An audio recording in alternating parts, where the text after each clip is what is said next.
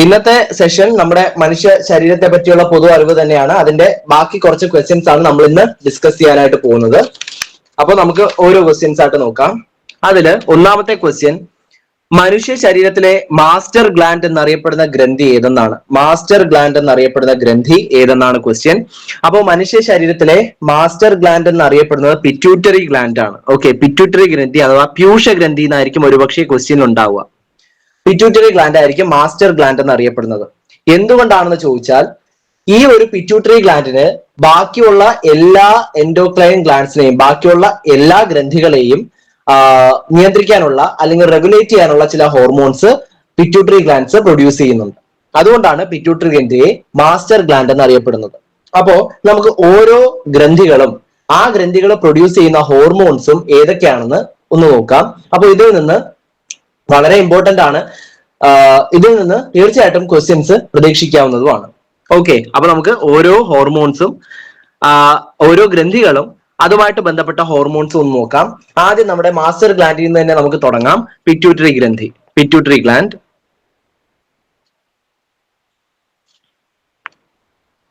പ്യൂഷ ഗ്രന്ഥി എന്നായിരിക്കും ക്വസ്റ്റ്യൻ ഉണ്ടാവുക. ഓക്കെ, അപ്പൊ പിറ്റ്യൂട്ടറി ഗ്ലാൻഡ്സ് പ്രൊഡ്യൂസ് ചെയ്യുന്നത് വളർച്ചാ ഹോർമോണുകൾ പ്രൊഡ്യൂസ് ചെയ്യുന്നുണ്ട്. വളർച്ചാ ഹോർമോൺ പ്രൊഡ്യൂസ് ചെയ്യുന്നുണ്ട്. അതുപോലെ അതാണ് സൊമാറ്റോട്രോപിക് ഹോർമോൺസ് എന്ന് പറയും. ഓക്കെ, മറ്റു ഗ്രന്ഥികളും ഈ ഹോർമോൺസ് പ്രൊഡ്യൂസ് ചെയ്യുന്നുണ്ട്. അതുപോലെ TSH എന്ന് പറയുന്ന hormone, thyroid stimulating hormone, TSH. Okay, അപ്പൊ SH എന്ന് പറഞ്ഞാൽ സ്റ്റിമുലേറ്റിംഗ് ഹോർമോൺസ് എന്ന് മനസ്സിലാക്കിയിരിക്കുക. T for thyroid. ഓക്കെ, അപ്പോ തൈറോയിഡ് സ്റ്റിമുലേറ്റിംഗ് ഹോർമോൺ പ്രൊഡ്യൂസ് ചെയ്യുന്നുണ്ട്. ACTH അഥവാ അഡ്രീനോ കോർട്ടിക്കോ ട്രോപിക് ഹോർമോൺ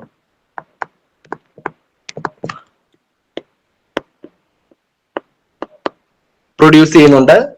അതുപോലെ പ്രൊലാക്റ്റിൻ,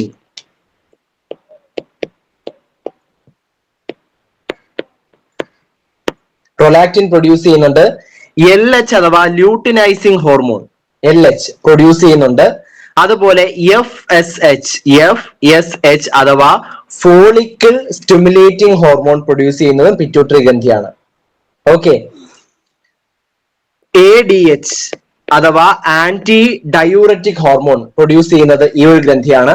ഓക്സിറ്റോസിനും പ്രൊഡ്യൂസ് ചെയ്യുന്നുണ്ട്, ഓക്സിറ്റോസിൻ. സോ ഇത്രയും ഹോർമോൺസ് ആണ് പ്രൊഡ്യൂസ് ചെയ്യുന്നത്. അതുകൊണ്ട് തന്നെയാണ് ഈ ഒരു പിറ്റ്യൂട്ടറി ഗ്രന്ഥിയെ മാസ്റ്റർ ഗ്ലാൻഡ് എന്ന് അറിയപ്പെടുന്നത്. ഓക്കെ, ഇത്രയും ഫങ്ഷൻസ് ഉണ്ട് അതിന്, അതുകൊണ്ട് തന്നെയാണ് മാസ്റ്റർ ഗ്ലാൻഡ് എന്ന് അറിയപ്പെടുന്നത്. ഇനി പിറ്റ്യൂട്ടറി ഗ്രന്ഥി കഴിഞ്ഞാല് വളരെ ഇമ്പോർട്ടന്റ് ആയിട്ടുള്ള മറ്റൊരു ഗ്രന്ഥിയാണ്, മറ്റൊരു ഹോർമോൺ ഉൽപാദന ഗ്രന്ഥിയാണ് നമ്മുടെ തൈറോയിഡ് എന്ന് പറയുന്നത്. അപ്പൊ രണ്ട് തൈറോയിഡ് എല്ലാം നമുക്ക് നോക്കാം. തൈറോയിഡ് ഗ്രന്ഥി ഇത് പ്രൊഡ്യൂസ് ചെയ്യുന്നത് തൈറോക്സിൻ എന്ന് പറയുന്ന ഹോർമോൺ ആണ്.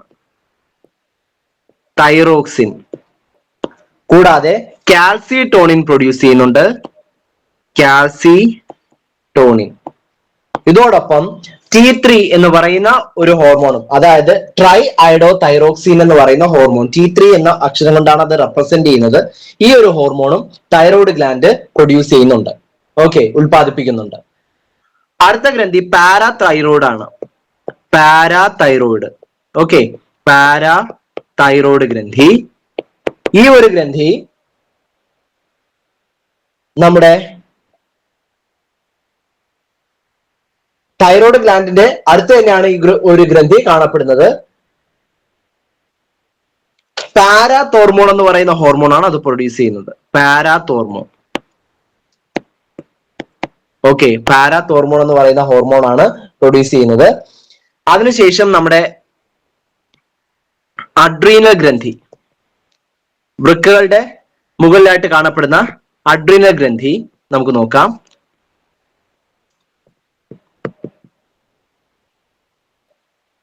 അഡ്രീനൽ ഗ്രന്ഥി.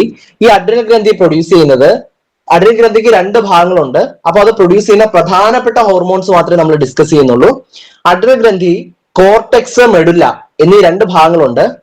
അപ്പോ ഈ ഒരു ഗ്രന്ഥി പ്രൊഡ്യൂസ് ചെയ്യുന്ന hormones adrenaline, nor adrenaline. Adrenaline, nor adrenaline. Okay, ഇതിനെ എപ്പിനെഫ്രിൻ എന്ന് പറയും കേട്ടോ, എപ്പിനെഫ്രിൻ. ഇതിനെ നോർ എപ്പിനെഫ്രിൻ എന്നും പറയും. ഓക്കെ, എപ്പിനെഫ്രിൻ അഥവാ നോർ എപ്പിനെഫ്രിൻ. ഇത് കൂടാതെ കോർട്ടിസോൾ,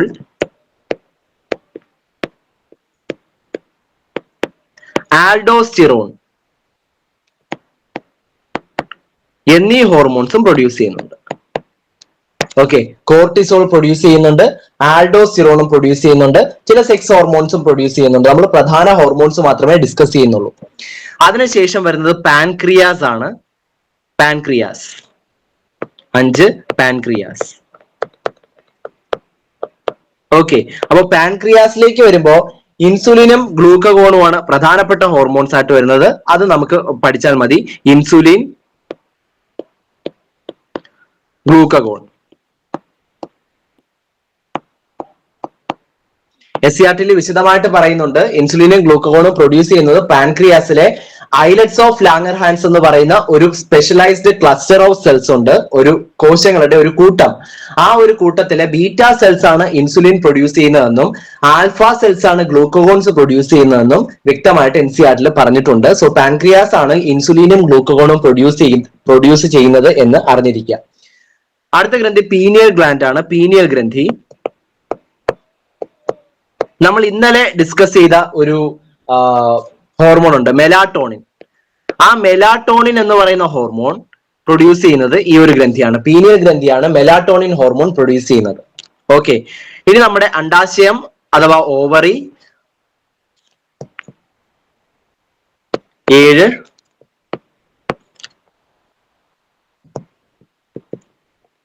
ഓവറി തന്നെ എഴുതാം, അഥവാ അണ്ടാശയം. സോ ഓവറി പ്രൊഡ്യൂസ് ചെയ്യുന്നത് ഈസ്ട്രോജൻ, അതുപോലെ പ്രൊജസ്ട്രോൺ എന്നീ ഹോർമോണുകളാണ് ആര് ഓവറി പ്രൊഡ്യൂസ് ചെയ്യുന്നത്, ഓവറി ഉത്പാദിപ്പിക്കുന്നത്. സോ ഈ ഒരു ഹോർമോൺ സ്ത്രീകളുടെ ലൈംഗിക സ്വഭാവത്തെ, സെക്ഷൽ ക്യാരക്ടേഴ്സിനെ നിയന്ത്രിക്കുന്ന ഹോർമോൺസ് ആണ് ഈ ഹോർമോൺസ്. ഓക്കെ, അതുപോലെ ഇനി പുരുഷന്മാരില് ടെസ്റ്റിസ് കാണപ്പെടുന്നു. ടെസ്റ്റിസും ഒരു എൻഡോക്രൈൻ ഗ്ലാൻഡ് ആണ്. അപ്പോൾ 8 ടെസ്റ്റിസ്. വൃഷണങ്ങൾ. ഓക്കെ, അപ്പൊ വൃഷണങ്ങള് ടെസ്റ്റോസ്റ്റിറോൺ എന്ന് പറയുന്ന ഹോർമോൺ പ്രൊഡ്യൂസ് ചെയ്യുന്നു. Okay, testosterone. 9 തൈമസ് ഗ്രന്ഥി. തൈമോസിൻ എന്ന് പറയുന്ന ഹോർമോൺ പ്രൊഡ്യൂസ് ചെയ്യുന്നു.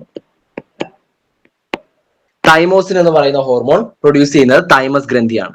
ഓക്കെ, അപ്പൊ ഇനിയും നമുക്ക് ഡിസ്കസ് ചെയ്യാനായിട്ടുണ്ട്. എന്നാലും പ്രധാനമായിട്ട് ഇത്രയും അറിഞ്ഞിരിക്കുക. കിഡ്നി ഇതേപോലെ പല അവയവങ്ങൾ പോലും, നമ്മുടെ ശരീരത്തിലെ പല അവയവങ്ങൾ പോലും പല ഹോർമോൺസും പ്രൊഡ്യൂസ് ചെയ്യുന്നുണ്ട്. അപ്പോ അതിൽ ഏറ്റവും പ്രധാനപ്പെട്ട ഹോർമോൺസ് ആണ് ഇവിടെ ഡിസ്കസ് ചെയ്തത്. സോ ഇത്രയും ഹോർമോൺസ് അറിഞ്ഞിരിക്കുക. ഇത്രയും അറിഞ്ഞിരുന്നാൽ തന്നെ ഈ ഒരു സെക്ഷനിലെ പല ക്വസ്റ്റ്യൻസും നമുക്ക് ആൻസർ ചെയ്യാനായിട്ട് സാധിക്കുന്നതായിരിക്കും. ഓക്കെ, സോ ഇതാണ് ഒന്നാമത്തെ ക്വസ്റ്റ്യൻ ആയിട്ട് വരുന്നത്.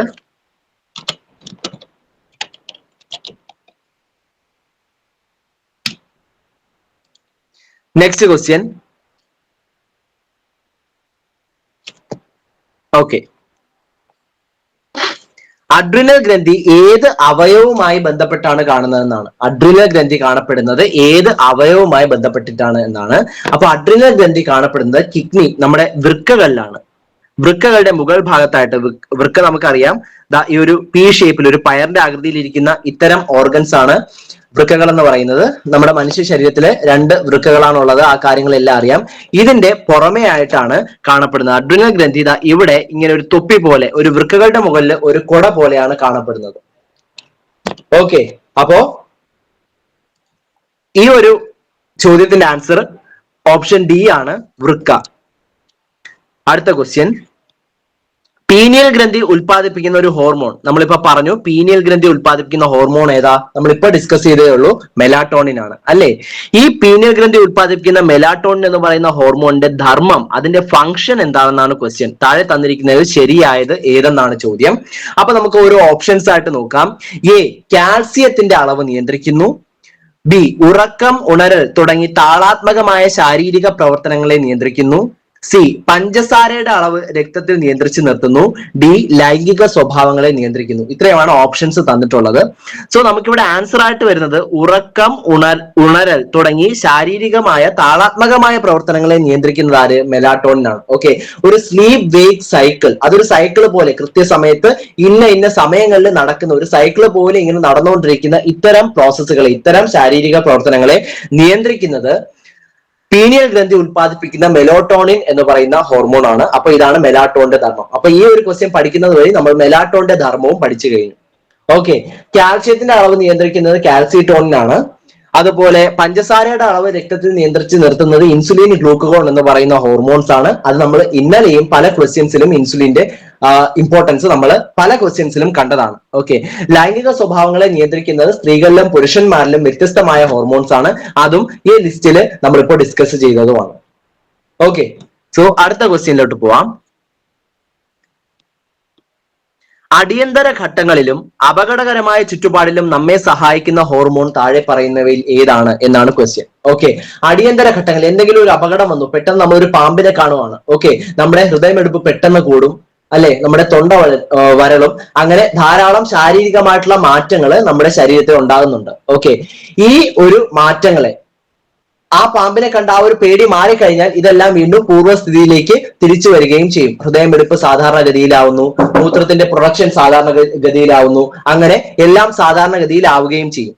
സോ ഇത്തരത്തില് അടിയന്തര ഘട്ടങ്ങളിൽ ഒരു ഫൈറ്റ് ആൻഡ് ഫ്ലൈറ്റ് റെസ്പോൺസ്, ഈ ഒരു റെസ്പോൺസിനെ നമ്മൾ വിളിക്കുന്നത് സിമ്പതറ്റിക് പാരാസിമ്പതറ്റിക് വ്യവസ്ഥ എന്നാണ്. ഓക്കെ, സിമ്പതറ്റിക് വ്യവസ്ഥയും പാരാസിമ്പതറ്റിക് വ്യവസ്ഥ,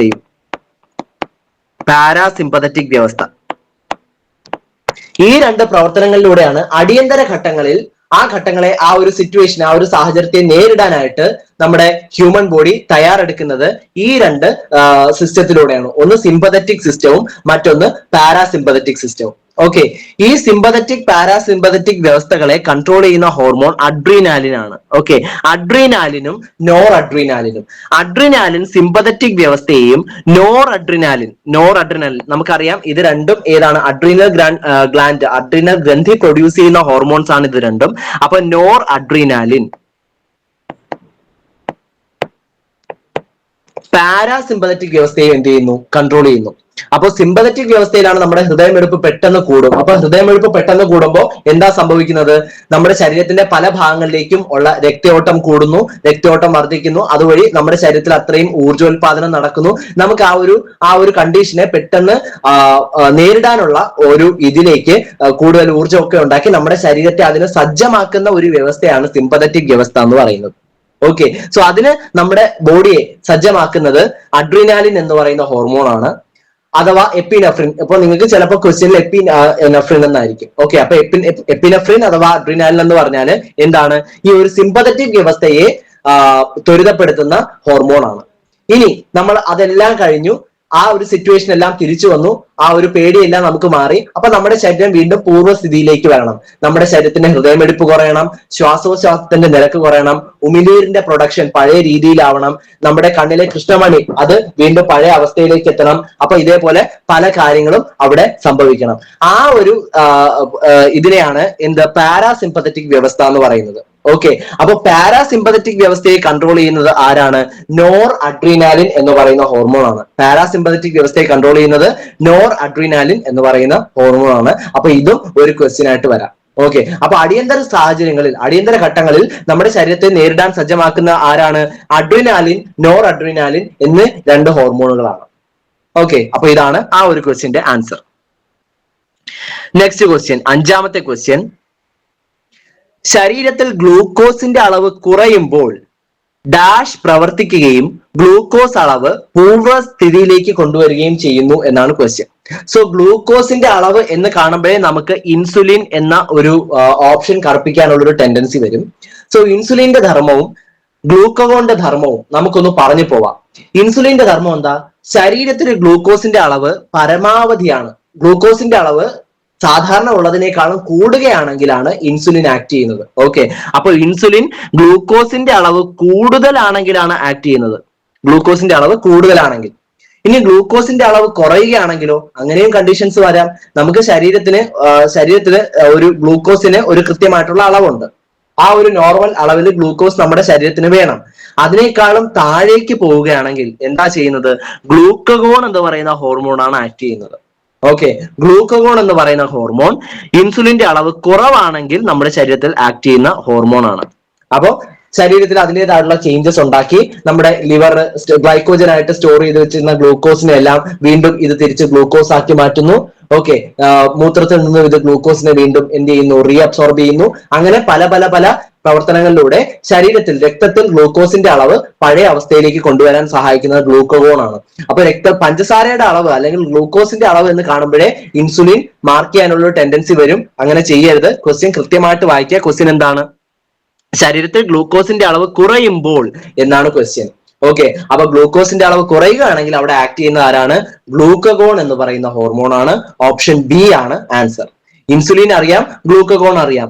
മെലാറ്റോണിൻ എന്താണ്? മെലാറ്റോണിൻ നമുക്കറിയാം എന്താണ്? നമ്മുടെ താളാത്മകമായ പ്രവർത്തനങ്ങളെ നിയന്ത്രിക്കുന്ന ഹോർമോൺ ആണ് മെലാറ്റോണിൻ എന്ന് പറയുന്നത്. ഓക്കെ, അടുത്തത്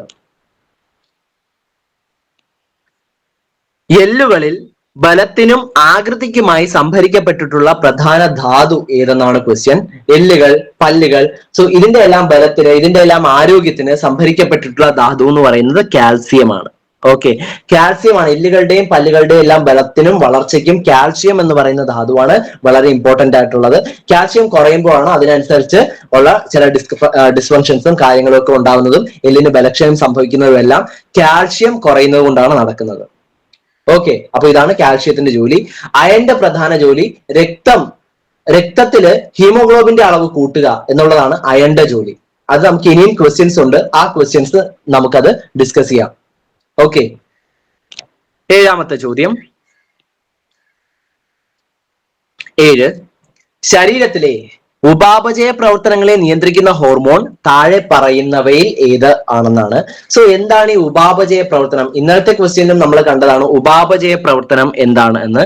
ഈ ഉപാപചയ പ്രവർത്തനങ്ങൾ എന്ന് പറയുമ്പോൾ അത് മെറ്റബോളിസം ആണ്. ഓക്കെ, അതായത് നമ്മുടെ ശരീരത്തില് ഊർജോത്പാദനം നടക്കണമെങ്കിൽ ഉപാപചയ പ്രവർത്തനങ്ങൾ കോശത്തിനുള്ളിൽ നടക്കണം. ഓക്കെ, നമ്മൾ കഴിക്കുന്ന ഭക്ഷണം അത് പ്രോപ്പറായിട്ട് ഡൈജസ്റ്റ് ആവണം, അത് പ്രോപ്പറായിട്ട് ദഹിക്കണം. ആ ദഹിച്ച ഭക്ഷണവും നമ്മൾ ശ്വസിക്കുന്ന ഓക്സിജനും എല്ലാം കൂടെ കമ്പൈൻ ചെയ്ത് ഓരോ കോശങ്ങൾക്കുള്ളിലുമാണ് എനർജി പ്രൊഡക്ഷൻ അല്ലെങ്കിൽ ഊർജോത്പാദനം നടക്കുന്നത്. അപ്പൊ നമ്മൾ കഴിക്കുന്ന ഭക്ഷണത്തെ എന്ത് ചെയ്യണം? ബ്രേക്ക് ഡൗൺ ചെയ്യണം, അതിനെ ചെറുതാക്കണം. അങ്ങനെ അതിനെ ചെറുതാക്കി ഓക്സിജനുമായിട്ട് കമ്പൈൻ ചെയ്ത് എനർജി പ്രൊഡ്യൂസ് ചെയ്യുന്ന ആ ഒരു പ്രവർത്തനം, ഊർജോത്പാദനം നടക്കുന്ന ആ ഒരു പ്രവർത്തനത്തെയാണ് ഉപാപചയ പ്രവർത്തനം എന്ന് പറയുന്നത്. ഓക്കെ, അപ്പൊ ശരീരത്തിന്റെ വളർച്ചയ്ക്കും ശരീരത്തിന്റെ കൃത്യമായ പ്രവർത്തനത്തിനും ഉപാപചയ പ്രവർത്തനം അഥവാ മെറ്റബോളിസം കൃത്യമായിട്ട് നടക്കേണ്ടതായിട്ടുണ്ട്. ആ ഉപാപചയ പ്രവർത്തനങ്ങളെ നിയന്ത്രിക്കുന്ന ഹോർമോൺ താഴെ പറയുന്നവയിൽ ഏതെന്നാണ്. സോ നമുക്ക് എല്ലാം ഒന്ന് നോക്കാം. തൈറോക്സിൻ തന്നിട്ടുണ്ട്. തൈറോക്സിൻ നമുക്കറിയില്ല, തൈറോക്സിൻ എന്താണെന്ന് പറഞ്ഞിട്ടില്ല. അടുത്തത് ഈസ്ട്രോജൻ തന്നിട്ടുണ്ട്. അപ്പൊ ഈസ്ട്രോജൻ പ്രൊഡ്യൂസ് ചെയ്യുന്നത് ആരാ? ഈസ്ട്രോജൻ പ്രൊഡ്യൂസ് ചെയ്യുന്നത് ഓവറി ആണല്ലേ. അപ്പൊ ഓവറി പ്രൊഡ്യൂസ് ചെയ്യുന്ന ഹോർമോൺ ആണ് ഈസ്ട്രോജൻ. അപ്പൊ തീർച്ചയായിട്ടും ഇതായിരിക്കും സ്ത്രീകളിലെ ലൈംഗിക സ്വഭാവത്തെ നിയന്ത്രിക്കുന്നത്. ഓക്കെ, ഇൻസുലിൻ നമുക്കറിയാം. ഇൻസുലിൻ എന്താണ്? ഇൻസുലിൻ പഞ്ചസാരയുടെ അളവ് അല്ലെങ്കിൽ ഗ്ലൂക്കോസിന്റെ അളവ് രക്തത്തിൽ നിയന്ത്രിച്ച് നിർത്താൻ സഹായിക്കുന്ന ഹോർമോൺ ആണ് ഇൻസുലിൻ. ടെസ്റ്റോസ്റ്റിറോൺ എന്ന് പറയുമ്പോൾ ടെസ്റ്റോസ്റ്റിറോൺ ടെസ്റ്റിസ് അഥവാ വൃഷണങ്ങളാണ് പ്രൊഡ്യൂസ് ചെയ്യുന്നത്. അപ്പൊ അതും സെക്സ് ക്യാരക്ടറിനെ, ലൈംഗിക സ്വഭാവങ്ങളെ നിയന്ത്രിക്കുന്ന ഒരു ഹോർമോൺ ആണ് പുരുഷന്മാരിൽ അല്ലെ. സോ അതെല്ലാം വെച്ച് നോക്കുമ്പോൾ നമുക്ക് അറിഞ്ഞുകൂടാത്ത ഏതാണ്? ഈ ഒരു തൈറോക്സിൻ ആണ് ആൻസർ ആയിട്ട് വരുന്നത്. തൈറോക്സിന്റെ ജോലിയാണ് ഉപാപചയ പ്രവർത്തനങ്ങളെ നിയന്ത്രിക്കുക. സോ ഈ ചോദ്യം വഴി എന്ത് പഠിച്ചു? തൈറോക്സിൻ എന്ന് പറയുന്ന ഹോർമോണിന്റെ ജോലിയും പഠിച്ചു. തൈറോക്സിന്റെ ജോലി എന്താണ്? ഉപാപചയ പ്രവർത്തനങ്ങളെ നിയന്ത്രിക്കുന്നത്, മെറ്റബോളിസത്തെ നിയന്ത്രിക്കുന്നത്, ശരീരത്തിൽ ഊർജോത്പാദനം കൃത്യമായിട്ട് നടക്കാൻ സഹായിക്കുന്നത് എല്ലാം എന്താണ്? ഈ തൈറോക്സിൻ എന്ന് പറയുന്ന ഹോർമോൺ ആണ്. ഓക്കെ, സോ അതായി ആ ഒരു ചോദ്യത്തിന് ഉത്തരമായിട്ടുണ്ട്. ഇനി അടുത്ത ക്വസ്റ്റ്യൻ, 8ാമത്തെ ചോദ്യം. താഴെ പറയുന്നവയിൽ ലിംഫിന്റെ ധർമ്മമല്ലാത്തത് ഏതെന്നാണ്. സോ ലിംഫ് നമ്മൾ ഇന്നലെ പറഞ്ഞതാണ്. അപ്പൊ ലിംഫിനെ കുറിച്ച് നമുക്കൊന്ന് പറയാം. അതിനു മുമ്പ് ഓപ്ഷൻസ് ഒന്ന് വായിക്കാം. ഓക്കെ, അപ്പൊ ലിംഫിന്റെ ധർമ്മം എ ഓപ്ഷൻ ആയിട്ട് ഇവിടെ കൊടുത്തിരിക്കുന്നത് കൊഴുപ്പിന്റെ ആഗിരണമാണ്. ഫാറ്റിന്റെ അബ്സോർപ്ഷൻ, കൊഴുപ്പിന്റെ ആഗിരണം ഇവിടെ കൊടുത്തിട്ടുണ്ട്. ഇനി ബാക്കി ഓപ്ഷൻസ് നമുക്ക് നോക്കാം. പദാർത്ഥ സംവഹനം, രോഗപ്രതിരോധം, ദഹന രസങ്ങൾ എന്നാണ് കേട്ടോ. സോ ദഹന രസങ്ങൾ ഉൽപ്പാദിപ്പിക്കൽ. ഇത്രയാണ് നമ്മുടെ ഓപ്ഷൻസ് ആയിട്ട് തന്നിട്ടുള്ളത്. അപ്പൊ ലിംഫിനെ പറ്റി നമുക്കൊന്ന് നോക്കാം. ലിംഫ് എന്ന് പറയുന്നത് രക്തത്തിൽ നിന്നും ഊറിയിറങ്ങുന്ന ഒരു ദ്രാവകമാണ്. Okay, lymph. ഓക്കെ, ലിംഫ് എവിടെ നിന്നാണ്? രക്തത്തിൽ നിന്ന് തന്നെയാണ് പ്രൊഡ്യൂസ് ചെയ്യുന്നത്. ഓക്കെ, രക്തത്തിൽ നിന്നാണ് ലിംഫ് ഊറിയിറങ്ങുന്നത്. ഈ ലിംഫിന്റെ ജോലി എന്താണ്? ഈ ലിംഫ് കാണപ്പെടുന്നത് നമ്മുടെ കോശങ്ങൾക്ക് ഇടയിൽ, അതായത് നമ്മുടെ ടിഷ്യൂസിന്റെ ഇടയിൽ ഇതേപോലെ കോശങ്ങൾ ചേർന്നിട്ടാണ് കലകൾ രൂപപ്പെടുന്നത്, ടിഷ്യൂ രൂപപ്പെടുന്നത്. സോ ഈ ഒരു കോശങ്ങൾക്കിടയിൽ ഈ ഒരു ലിംഫ് ദ്രാവകം നിറഞ്ഞിരിക്കും. ഓക്കെ, ഇത് നിറഞ്ഞിരിക്കും. അപ്പൊ ഈ ലിംഫ് എന്തിനു സഹായിക്കും? ഈ കോശങ്ങൾക്കിടയിലുള്ള മെറ്റീരിയൽ ട്രാൻസ്പോർട്ടിന് സഹായിക്കും, പദാർത്ഥ സംവഹനത്തിന് സഹായിക്കും. അപ്പൊ അത് ലിംഫിന്റെ ഒരു ജോലിയാണ്. ഇനി ലിംഫിന്റെ മറ്റൊരു ജോലിയാണ്, അപ്പൊ പദാർത്ഥ സംവഹനം ഇതിന്റെ ജോലിയാണ്. ഓക്കെ, അതായി പദാർത്ഥ സംവഹനം ഇതിന്റെ ജോലിയാണ്. ഇനി ഈ ലിംഫ് കാണപ്പെടുന്ന മറ്റൊരു സ്ഥലം നമുക്ക് ചെറുകുടലില് നോക്കിക്കഴിഞ്ഞാൽ ഈ വിരലിന്റെ ആകൃതിയിലുള്ള ചെറിയ പ്രൊജക്ഷൻസ് കാണാൻ പറ്റും. ഓക്കെ, ഈ പ്രൊജക്ഷൻസിന് നമ്മൾ വിളിക്കുന്ന പേരാണ് ലാക്റ്റിയൽ ഈ വില്ലസ് എന്ന് പറയും. ഓക്കെ, ഈ പ്രൊജക്ഷൻസിന് നമ്മൾ വില്ലസ് എന്നാണ് പറയുന്നത്. ഓക്കെ, ഈ വില്ലസിന്റെ ഉള്ളിൽ ചെറിയ ഒരു ലിംഫിന്റെ ഒരു കുഴലുണ്ട്, ലിംഫ് ഒഴുകുന്ന ഒരു കുഴലുണ്ട്. ഈ ലിംഫിന്റെ കുഴലിന് ചുറ്റും രക്തക്കുഴലുകളും കാണപ്പെടുന്നു. ഈ ലിംഫിന്റെ കുഴലിനെ അല്ലെങ്കിൽ ലിംഫ് ഒഴുകുന്ന ആ ഒരു സ്ഥലത്തെ നമ്മൾ ലാക്റ്റിയൽ എന്നാണ് വിളിക്കുന്നത്. ഓക്കെ, എന്താണ് ലാക്റ്റിയൽ? ഈ ലാക്റ്റിയലിന്റെ പ്രത്യേകത കൊഴുപ്പിനെ ആഗിരണം ചെയ്യുക എന്നുള്ളതാണ്. ഓക്കെ, അപ്പോ പദാർത്ഥ സംവഹനം മറ്റൊരു ജോലി കൊഴുപ്പിനെ ആഗിരണം ചെയ്യുക. ഓക്കെ, കൊഴുപ്പിനെ ആഗിരണം ചെയ്യുക. ഓക്കെ, അത് ലിംഫിന്റെ ഒരു ജോലിയാണ്. ഇനി ഈ ലിംഫിന്റെ മറ്റൊരു ജോലിയാണ് രോഗപ്രതിരോധം. ഓക്കെ, രോഗപ്രതിരോധം. കാരണം രക്തത്തിൽ നിന്നാണല്ലോ ഉൽപ്പാദിപ്പിക്കുന്നത്. അപ്പൊ അതിൽ വൈറ്റ് ബ്ലഡ് സെൽസ് ഒക്കെ ഉണ്ടാകാനുള്ള സാധ്യത കൂടുതലാണ്. രോഗപ്രതിരോധത്തിന് സഹായിക്കുന്നത് ആരാണ്? ഈ ലിംഫാണ്. അങ്ങനെ ഒരു ജോലിയും കൂടെ ലിംഫിനുണ്ട്. അപ്പൊ ഇതെല്ലാം നോക്കുമ്പോൾ നമുക്ക് ഇതിൽ പെടാത്തൊരു ഓപ്ഷൻ ഏതാണ്? ദഹനരസങ്ങൾ ഉൽപ്പാദിപ്പിക്കുക. ഓക്കെ, ദഹനരസങ്ങൾ എന്ന് പറയുമ്പോൾ എൻസൈമുകളാണ്. എൻസൈമുകൾ ഉൽപ്പാദിപ്പിക്കാൻ ആർക്ക് കഴിവില്ല? ലിംഫിന് കഴിവില്ല. സോ ബാക്കി തന്നിട്ടുള്ളതെല്ലാം ലിംഫിന്റെ ചെറിയ ചെറിയ ജോലികളാണ്. ഓക്കെ, ധർമ്മങ്ങളാണ്. ദഹനരസങ്ങൾ ഉൽപ്പാദിപ്പിക്കുക എന്ന് പറയുന്നത് ലിംഫിന്റെ ഫംഗ്ഷൻ അല്ല. അതിന് മറ്റ് പല അവയവങ്ങളും ഉണ്ട്, അല്ലെങ്കിൽ മറ്റു പല കലകളും ഉണ്ട്. ഓക്കെ, അപ്പോ അതാണ് ഓപ്ഷൻ ഡി ആണ് ആൻസർ. ലിംഫിന്റെ ജോലി ഇതല്ല. അപ്പൊ ഈ ഒരു ചോദ്യത്തിലൂടെ ലിംഫ് എന്താണ്, അതുപോലെ ലിംഫിന്റെ പ്രധാനപ്പെട്ട ധർമ്മങ്ങൾ എന്താണ് എന്നെല്ലാമാണ് നമ്മൾ ഡിസ്കസ് ചെയ്തത്. ഓക്കെ, അപ്പൊ ലിംഫും ആയി കഴിഞ്ഞു. രക്തവും ഇന്നലെ നമ്മൾ പഠിച്ചു, ലിംഫും പഠിച്ചിട്ടുണ്ട്. ഓക്കെ, ഇനി നമുക്ക് അടുത്ത ക്വസ്റ്റ്യനിലോട്ട് പോവാം. മനുഷ്യ ശരീരത്തിലെ ഏറ്റവും വലിയ ആന്തരിക അവയവം ഏതാണെന്നാണ്. ഓക്കെ, അപ്പൊ മനുഷ്യ ശരീരത്തിലെ ഏറ്റവും വലിയ അവയവം, ഏറ്റവും ഈസി ആയിട്ടുള്ള ക്വസ്റ്റ്യൻ ആണ്, ത്വക്കാണ് അല്ലേ? ഓക്കെ, ഇനിയാണ് നമ്മൾ ആ ക്വസ്റ്റ്യൻ നന്നായിട്ടൊന്ന് വായിക്കേണ്ടത്. ഓക്കെ, മനുഷ്യ ശരീരത്തിലെ ഏറ്റവും വലിയ ആന്തരിക അവയവം ഏത് എന്നാണ് ക്വസ്റ്റ്യൻ. ആന്തരിക അവയവം അഥവാ ഇന്റേണൽ ഓർഗൻ ഏതാണ് എന്നാണ് ക്വസ്റ്റ്യൻ. ഓക്കെ, ആന്തരിക അവയവം എന്ന് പറയുമ്പോൾ തീർച്ചയായിട്ടും അത് ശരീരത്തിന്റെ ഉള്ളിൽ കാണണം. ത്വക്ക് എവിടെയാണ് കാണപ്പെടുന്നത്? ശരീരത്തിന്റെ പുറത്താണ്. അപ്പോൾ ആ ഒരു വ്യത്യാസം മനസ്സിലാക്കുക. മനുഷ്യ ശരീരത്തിലെ ഏറ്റവും വലിയ അവയവമാണ് ത്വക്ക്. ഓക്കെ, ഏറ്റവും വലുതെടുക്കുകയാണെങ്കിൽ ആരാണ്? ത്വക്ക് തന്നെയാണ്. ഓക്കെ, ഏറ്റവും വലിയ ആന്തരിക അവയവമാണെങ്കിലോ അത് കരളാണ്. ഓക്കെ, അപ്പൊ കരളാണ് ഹ്യൂമൻ ബോഡിയിലെ ഏറ്റവും വലിയ ആന്തരിക അവയവം എന്ന് പറയുന്നത്. അല്ലെങ്കിൽ മനുഷ്യ ശരീരത്തിലെ ഏറ്റവും വലിയ രണ്ടാമത്തെ അവയവം ഏത് എന്ന് ചോദിച്ചാൽ നമുക്ക് ഏത് പറയാം? കരൾ പറയാനായിട്ട് പറ്റും. ഓക്കെ, അപ്പൊ ആ ഒരു വ്യത്യാസം മനസ്സിലാക്കുക. ക്വസ്റ്റ്യൻ കൃത്യമായിട്ട് വായിക്കുക. എന്താണ് ആന്തരിക അവയവം എന്നാണ് ചോദ്യത്തിലുള്ളത്. അതുകൊണ്ട് ആൻസർ എന്തായി? കരളായി, ത്വക്കല്ല. ഓക്കെ, അടുത്ത ചോദ്യം.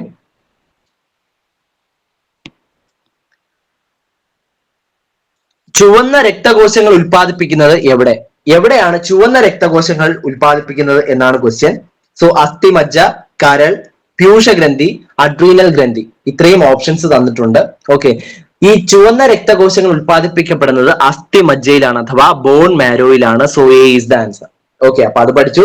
ചുവന്ന രക്തകോശങ്ങൾ അഥവാ റെഡ് ബ്ലഡ് സെൽസ് ഉൽപ്പാദിപ്പിക്കുന്നത് അസ്ഥിമജ്ജയിലാണ്. ഓക്കെ, അപ്പോ ആ ഒരു ക്വസ്റ്റ്യൻ ക്ലിയർ ആണ്. ഇനി ഈ റെഡ് ബ്ലഡ് സെൽസ് അഥവാ ചുവന്ന രക്തകോശങ്ങള് ഒരു പരിധി എത്തിക്കഴിഞ്ഞാൽ, മെച്ചുവർ ആയി കഴിഞ്ഞാൽ അത് പിന്നെ വയസ്സായി അത് നശിച്ചു പോകും. ഈ നശിച്ചു പോകുന്നത് എവിടെയാണ്? സ്പ്ലീൻ എന്ന് പറയുന്ന ഒരു ഭാഗത്ത് വെച്ചാണ്. സ്പ്ലീൻ.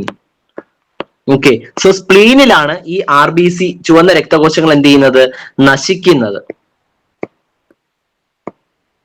അതുകൊണ്ട് സ്പ്ലീനിനെ നമ്മൾ അറിയപ്പെടുന്നത് ഗ്രേവി യാർഡ് ഓഫ് RBC എന്നാണ്. ഓക്കെ, RBCയുടെ ശവപ്പറമ്പ്.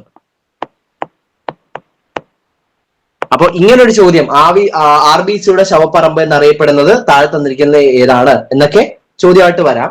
അപ്പോ അതിനുള്ള ഉത്തരവാണ് സ്പ്ലീൻ. അപ്പോ രക്തകോശങ്ങൾ, ചുവന്ന രക്തകോശങ്ങൾ ഉത്പാദിപ്പിക്കപ്പെടുന്നത് അസ്ഥിമജ്ജയിലും അത് നശിക്കപ്പെടുന്നത് സ്പ്ലീനിലുമാണ് എന്ന് മനസ്സിലാക്കിയിരിക്കുക.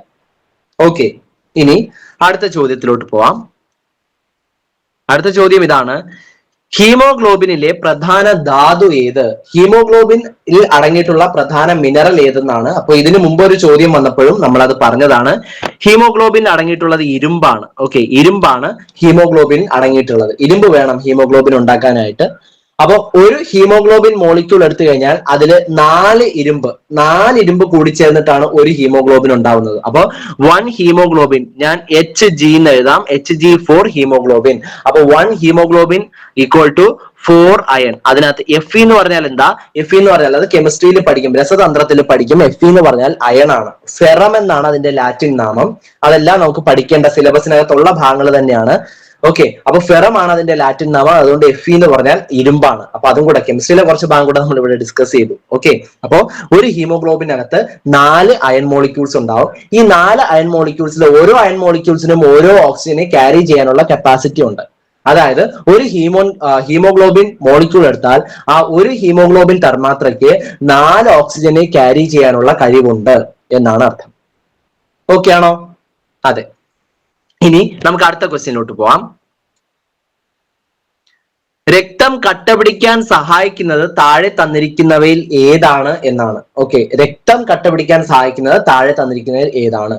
അപ്പോ അതിന് ഉത്തരമായിട്ട് വരുന്നത് പ്ലേറ്റ്ലെറ്റുകളാണ്. ഓക്കെ, പ്ലാസ്മയല്ല, ബാക്കിയെല്ലാം ഈ ചുവന്ന രക്തകോശവും ശ്വേത രക്തകോശവും എല്ലാം ആൻസർ ആയിട്ട് വരും. പക്ഷേ രക്തം കട്ടപിടിക്കാനായിട്ട് പ്രധാനമായിട്ടും സഹായിക്കുന്ന ആരാണ്? ഈ പ്ലേറ്റ്ലെറ്റുകളാണ്. ഓക്കെ, പ്ലേറ്റ്ലെറ്റുകളിൽ നിന്നും ത്രോംബോസൈറ്റ്സ് എന്ന് പറയുന്ന സ്പെഷ്യലൈസ്ഡ് ആയിട്ടുള്ള കോശങ്ങൾ രൂപപ്പെടുകയും അത് വല പോലെയുള്ള സ്ട്രക്ചർ രൂപപ്പെടുകയും ചെയ്യുന്നു. ഓക്കെ, ഇതാണ് മുറിവ്. ശരീരത്തിലെ മുറിവ് ഇതാണെങ്കിൽ ഇവിടെ പ്ലേറ്റ്ലെറ്റ്സ് എന്ന് പറയുന്ന ചില കെമിക്കൽസ് ഒരു പ്രത്യേകതരം വല പോലെയുള്ള തന്മാത്രകൾക്ക് രൂപം നൽകുകയും അതിവിടെ ഒരു വല പോലെ ഇങ്ങനെ ഫോം ചെയ്യുകയും ചെയ്യുന്നു. ഈ വലകളിലേക്ക് ചുവന്ന രക്തകോശങ്ങളും ശ്വേത രക്തകോശങ്ങളും എല്ലാം എന്ത് ചെയ്യുന്നു? ഈ വലകളിൽ ട്രാപ്പ് ചെയ്യുന്നു. ഈ വലകളിൽ എന്ത് ചെയ്യും? അവർ പെട്ടുപോയി കഴിഞ്ഞാൽ പിന്നെ പയ്യെ പയ്യെ പയ്യെ ഈ വലകളിൽ ഇത് വന്ന് അടിയുന്നതിനനുസരിച്ച് ആ ഒരു ഭാഗത്ത് ഒരു ബ്ലഡ് ക്ലോട്ട് അല്ലെങ്കിൽ രക്തത്തിന്റെ ഒരു കട്ട രൂപപ്പെടുകയുമാണ് ചെയ്യുന്നത്. അങ്ങനെ രക്തം കട്ട പിടിക്കുന്നു. മുറിവിൽ നിന്നും ധാരാളം ചോര വാർന്നു പോകുന്നത് തടയാനും നമുക്ക് സാധിക്കും. ഓക്കെ, അപ്പൊ അതും ശരീരത്തിന്റെ ഒരു ഡിഫൻസ് മെക്കാനിസം തന്നെയാണ്. ഓക്കെ, അപ്പൊ പ്രധാനമായിട്ട് അതിന് സഹായിക്കുന്ന ആരാണ്? പ്ലേറ്റ്ലെറ്റുകളാണ്. ഓക്കെ, ഈ ചുവന്ന രക്തകോശവും ശ്വേതരക്തകോശവും എല്ലാം ഈ വലകളിൽ ചെന്ന് അടിയുന്നു എന്ന് പറഞ്ഞിട്ട് പ്രധാനി ആരാണ്? പ്ലേറ്റ്ലെറ്റുകളാണ്. പ്ലേറ്റ്ലെറ്റുകൾ ഇല്ലെങ്കിൽ എന്ത് നടക്കില്ല? ഈ ഒരു രക്തം കട്ടപിടിക്കൽ എന്ന് പറയുന്ന ആ ഒരു പ്രോസസ് നടക്കില്ല. Okay, yes. ഇനി 13ാമത്തെ ചോദ്യം,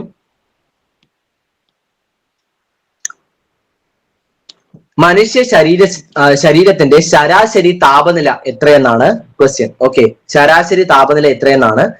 അപ്പോ കറക്റ്റ് ആയിട്ട് ഇതിനൊരു ഉത്തരം പറയാനായിട്ട് സാധിക്കുന്നില്ലെങ്കിലും ഒരു നോർമൽ ഹ്യൂമൻ ബോഡി ടെമ്പറേച്ചർ എന്ന് പറയുമ്പോൾ ഏകദേശം ഒരു 36.1 ഡിഗ്രി സെൽഷ്യസ് മുതൽ അല്ലെങ്കിൽ 36.2 മുതൽ ഒരു 37 വരെ എല്ലാം പോവാം നമ്മുടെ മനുഷ്യ ശരീരത്തിന്റെ ഒരു ആവറേജ് നോർമൽ ടെമ്പറേച്ചർ എന്ന് പറയുന്നത്. സോ അതിനോട് ഏറ്റവും അടുത്ത് നിൽക്കുന്ന ഒരു വാല്യൂ എന്ന് പറയുന്നത് 36.6 ആണ്. ഇത് ഡിഗ്രി സെൽഷ്യസിലാണ് കേട്ടോ. ഓക്കെ, ഡിഗ്രി സെൽഷ്യസിലാണ് 36.6 ഡിഗ്രി സെൽഷ്യസ് വരുന്നത്. ഇനി ഫാരൻഹീറ്റ് സ്കെയിലാണ് നമ്മൾ അളക്കുന്നെങ്കിൽ ഏകദേശം ഒരു 98.6 നോർമൽ ടെമ്പറേച്ചർ എന്ന് പറയുമ്പോൾ ഏകദേശം ഒരു 98.6 ഡിഗ്രി ഫാരൻഹീറ്റ് ആണ് നമ്മുടെ ഫാരൻഹീറ്റ് സ്കെയിൽ അളക്കുമ്പോൾ ഒരു സാധാരണ ഹ്യൂമൻ ടെമ്പറേച്ചർ ആയിട്ട് വരുന്നത്. നിങ്ങളെ പറയട്ടെ, ഇതൊരു കറക്റ്റ് വാല്യൂ അല്ല. നോർമൽ ഹ്യൂമൻ ബോഡി ടെമ്പറേച്ചർ എന്ന് പറയുമ്പോൾ പലർക്കും അത് പലതായിരിക്കും. ഓക്കെ, അപ്പൊ ഇതെല്ലാം എന്താണ്? ആ ഒരു റേഞ്ചിൽ വരുന്ന ടെമ്പറേച്ചർ എല്ലാം നോർമൽ ആണ് എന്ന് മനസ്സിലാക്കുക. അപ്പോ എന്താണ് ഈ ഡിഗ്രി സെൽഷ്യസും ഡിഗ്രി ഫാരൻഹീറ്റും എന്ന് പറയുന്നത്? ഡിഗ്രി സെൽഷ്യസ് ആണ് സാധാരണ ടെമ്പറേച്ചർ അളക്കാനായിട്ട് ഉപയോഗിക്കുന്ന യൂണിറ്റ് എന്ന് പറയുന്നത് ഡിഗ്രി സെൽഷ്യസ് ആണ്. ഓക്കെ, SI യൂണിറ്റ് അതല്ല കേട്ടോ. SI യൂണിറ്റ് ടെമ്പറേച്ചർ അളക്കാൻ ഉപയോഗിക്കുന്ന SI യൂണിറ്റ് കെൽവിൻ ആണ്. ഓക്കെ, അപ്പൊ ടെമ്പറേച്ചർ അളക്കാനായിട്ട് 3 യൂണിറ്റ് ഉണ്ട്. കെൽവിൻ പ്രധാനമായിട്ട് നമ്മൾ ഉപയോഗിക്കുന്ന 3 യൂണിറ്റ് ആണ് കെൽവിൻ. ഈ കെൽവിൻ ആണ് ടെമ്പറേച്ചർ അളക്കാൻ ഉപയോഗിക്കുന്ന SI യൂണിറ്റ്. പക്ഷേ ശരീര താപനില അളക്കാനൊന്നും ഈ കെൽവിൻ ഉപയോഗിക്കാറില്ല. ഓക്കെ, ഈ ശരീര താപനില അളക്കാൻ ഉപയോഗിക്കുന്ന മറ്റൊരു യൂണിറ്റ് ആണ് ഡിഗ്രി സെൽഷ്യസ് എന്ന് പറയുന്ന യൂണിറ്റ്. അപ്പൊ രണ്ടാമത്തെ യൂണിറ്റ് ഡിഗ്രി സെൽഷ്യസ് ആണ്. അപ്പൊ ഡിഗ്രി സെൽഷ്യസിലും നമ്മൾ ശരീര താപനില അളക്കാറുണ്ട്. പക്ഷെ നമ്മൾ ഹോസ്പിറ്റൽസിലെല്ലാം പനിയായിട്ട് പോകുമ്പോൾ നമുക്ക് ടെമ്പറേച്ചർ 100, 101 എന്നൊക്കെ പറയാറുണ്ടല്ലോ. സോ ഈ ഒരു ടെമ്പറേച്ചർ എന്ന് പറയുന്നത് ഡിഗ്രി ഫാരൻഹീറ്റ് ആണ്. സോ അടുത്ത ടെമ്പറേച്ചർ എന്ന് പറയുന്നത് ഡിഗ്രി ഫാരൻഹീറ്റ്. ഓക്കെ, അപ്പൊ പ്രധാനമായിട്ട് ഈ 3 യൂണിറ്റുകളാണ് ടെമ്പറേച്ചർ അളക്കാനായിട്ടുള്ളത്. അപ്പോൾ നമുക്ക് ഡിഗ്രി ഫാരൻഹീറ്റിലും ഡിഗ്രി സെൽഷ്യസിലും ശരീര താപനില സാധാരണയായിട്ട് പറയാറുണ്ട്. ഓക്കെ, ഇനി 14ാമത്തെ ചോദ്യം. അപ്പോ നമുക്ക് ഏറ്റവും അടുത്ത് വരുന്ന വാല്യൂ 36.6 ആണ്. സോ നമുക്ക് അത് ആൻസർ ആയിട്ട് എടുക്കാം. ഇനി 14ാമത്തെ ചോദ്യം, മനുഷ്യ ശരീരത്തിൽ എത്ര ജോഡി വാരിയെല്ലുകളുണ്ട് എന്നാണ് ക്വസ്റ്റ്യൻ. മനുഷ്യ ശരീരത്തിൽ എത്ര ജോഡി വാരിയെല്ലുകളുണ്ട് എന്നാണ് ചോദ്യം. 12 ജോഡി വാരിയെല്ലുകളാണ് ഉള്ളത്. ഓക്കെ, 6 6 അങ്ങനെ 12 ജോഡി വാരിയെല്ലുകളാണ് മനുഷ്യ ശരീരത്തിലുള്ളത്. ഈ വാരിയെല്ലുകളെല്ലാം ഇങ്ങനെ വന്ന് ചേർന്ന് ഒരു സ്റ്റേണം അഥവാ മാറെല്ല് എന്ന് പറയുന്ന എല്ലിലോട്ട് വന്ന് ചേരുകയാണ് ചെയ്യുന്നത്. ഓക്കെ, അപ്പോ ഇതാണ് ആ ഒരു ചോദ്യത്തിന്റെ ഉത്തരം. ഓക്കെ, അപ്പൊ അത് സിമ്പിൾ ആയിട്ടുള്ള ഒരു ചോദ്യമാണ്. കൂടുതൽ എക്സ്പ്ലനേഷന്റെ ആവശ്യം അവിടെ വരുന്നില്ല. നമുക്ക് അധികം സമയം കളയാതെ നെക്സ്റ്റ് ക്വസ്റ്റ്യനിലോട്ട് പോവാം. അടുത്ത ചോദ്യം, മനുഷ്യ ശരീരത്തിലെ ഏറ്റവും ചെറിയ അസ്ഥി ഏത് എന്നാണ്. അപ്പൊ ഇവിടെ ഓപ്ഷൻസ് നോക്കൂ. സ്റ്റേപ്പിസ്, മാലിയസ്, ഇൻകസ്, തരുണാസ്ഥി. അതിൽ നമുക്ക് ഓരോ എല്ലും എന്താണെന്ന് പറയാം. ആദ്യം നമുക്ക് ഈ തരുണാസ്ഥിയിൽ തുടങ്ങാം. എന്താണ് ഈ തരുണാസ്ഥി? ഇന്നലത്തെ ക്ലാസ്സിലൊന്നും നമ്മൾ തരുണാസ്ഥികളെ പറ്റി ഡിസ്കസ് ചെയ്തിട്ടില്ല. അപ്പൊ അസ്ഥികൾ 2 തരമുണ്ട്, തരുണാസ്ഥിയും മറ്റൊന്ന് സാധാരണ അസ്ഥികളും. ഓക്കെ, അപ്പൊ സാധാരണ അസ്ഥികൾ എന്ന് പറയുമ്പോഴത്തേക്കും നമുക്ക് എല്ലിലും കയ്യിലും കാലിലും ഒക്കെ ഉള്ള അസ്ഥികളാണ്. ഈ അസ്ഥികളുടെ പ്രത്യേകത എന്താ? വളരെ കട്ടി ഉള്ളതാണ്, വളരെ കട്ടി കൂടിയതാണ്. ഓക്കെ, ബ്രിട്ടിലാണ്, പെട്ടെന്നല്ല അല്ലെങ്കിലും ഒടിയാനുള്ള സാധ്യതയുണ്ട് അല്ലെ. അപ്പൊ ഇതെല്ലാമാണ് സാധാരണ അസ്ഥികളുടെ പ്രത്യേകത. പക്ഷേ നമുക്ക് അത് മാത്രമല്ലാതെ നമ്മുടെ ഈ ചെവിക്കുട, നമ്മുടെ പിന്ന എന്ന് പറയുന്ന ചെവിക്കുട, അതുപോലെ മൂക്കിന്റെ അഗ്രഭാഗം, ഇവിടെയും ചില അസ്ഥികളില്ലേ. ഈ അസ്ഥികളുടെ പ്രത്യേകത എന്താ? ജോയിന്റ്സിൽ കാണപ്പെടുന്നു. ഓക്കെ, അപ്പോ സന്ധികളില്. അപ്പൊ ഈ അസ്ഥികളുടെ പ്രത്യേകത എന്താ? ഈ അസ്ഥികളുടെ പ്രത്യേകത ചെവിക്കുട എല്ലാം എങ്ങനെയൊക്കെ നമ്മൾ മടക്കി ചുരുട്ടിയൊക്കെ വെച്ചാലും അത് തിരിച്ച് ആ പഴയ പൊസിഷനിലേക്ക് തിരിച്ചു പോകും. കാരണം ഇവിടെ ഉള്ളത് തരുണാസ്ഥികളാണ്. ആ ഒരു കാര്യം അറിഞ്ഞിരിക്കുക. അപ്പൊ തരുണാസ്ഥികൾ എന്താണ്? തരുണാസ്ഥികൾ ഫ്ലെക്സിബിൾ ആണ്, അത് വളയും. ഈ കൊച്ചു കുട്ടികളൊക്കെ, മുട്ടിലഴിയുന്ന പ്രായത്തിലുള്ള കുട്ടികളൊന്നും നമുക്ക് നടന്നിട്ട് പെട്ടെന്നൊന്ന് വീണാലോ എല്ലൊന്നും പെട്ടെന്ന് ഒടിയാറില്ല. ഓക്കെ, പക്ഷെ അതേ വീഴ്ച നമ്മൾ വലുതായിട്ട് വീണാലും പെട്ടെന്ന് എല്ല് ഒടിയാനുള്ള സാധ്യതയുണ്ട്. അപ്പൊ ഇതിന് കാരണം എന്താ? നമ്മൾ വളരെ ചെറിയ ഇൻഫന്റ് സ്റ്റേജിലായിരിക്കുമ്പോ, കൊച്ചുകുട്ടിയായിരിക്കുമ്പോ നമ്മുടെ ശരീരത്തിലുള്ളത് കൂടുതലും തരുണാസ്ഥികളാണ്. അപ്പൊ തരുണാസ്ഥികൾ നമ്മൾ വീണാലും അതങ്ങ് വളഞ്ഞു പോകും, പെട്ടെന്ന് ഒടിയത്തില്ല. അതാണ് പ്രത്യേകത. ഓക്കെ, അപ്പൊ അതാണ് തരുണാസ്ഥി. അപ്പൊ നമ്മുടെ ഉത്തരവായില്ല. അപ്പൊ തരുണാസ്ഥികൾ നമ്മുടെ ചെവിയിലൊക്കെ കാണുമ്പോൾ, ചെവിക്കുടയിലൊക്കെ കാണപ്പെടുന്ന ഈ അസ്ഥികളാണ്. അപ്പൊ അതൊരിക്കലും ആൻസർ ആയിട്ട് വരില്ല എന്ന് നമുക്കറിയാം. എന്താണ് എന്ന് ഞാനൊന്ന് പറഞ്ഞതേ ഉള്ളൂ. 2 ഇൻകസ് ആണ്. അടുത്തത് മാലിയസ്, സ്റ്റേപ്പിസ്. ഇത് 3 നമുക്ക് ഒരുമിച്ച് പറയാം. ഈ അസ്ഥികൾ എവിടെയാണ് നമ്മൾ കണ്ടത്? ഈ അസ്ഥികളെ കുറിച്ച് നമ്മൾ ഡീറ്റെയിൽഡ് ആയിട്ട് ഡിസ്കസ് ചെയ്തതുമാണ്. ഈ അസ്ഥികൾ കാണപ്പെടുന്ന എവിടെയാണ്? നമ്മുടെ ചെവിയിലാണ് അല്ലെ. ചെവിക്കുള്ളില് കർണപടത്തോട് ചേർന്ന് കാണപ്പെടുന്ന 3 വളരെ ചെറിയ എല്ലുകളാണ് ഏതൊക്കെ? മാലിയസ്, ഇൻകസ്, സ്റ്റേപ്പിസ് എന്നീ 3 അസ്ഥികൾ.